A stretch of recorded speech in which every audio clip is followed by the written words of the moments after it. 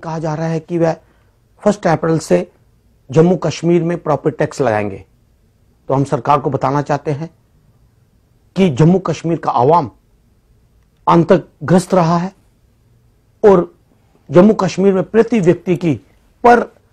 Capita income सालाना जो है वो लगभग देश की एवरेज इनकम से आधी है। जहां देश की पर कैपिटा इनकम 1,29,000 रुपया बैठती है, उसी के चलते जम्मू कश्मीर के आवाम की पर कैपिटा इनकम जो है वो 70,000 रुपया बैठती है। तो जब पहले से ही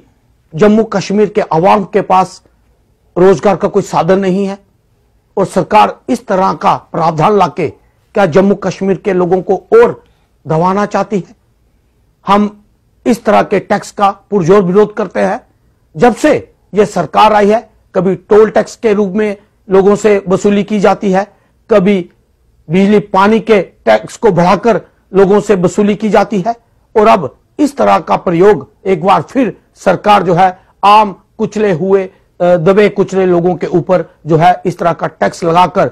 सरकार आखिर जम्मू कश्मीर के लोगों को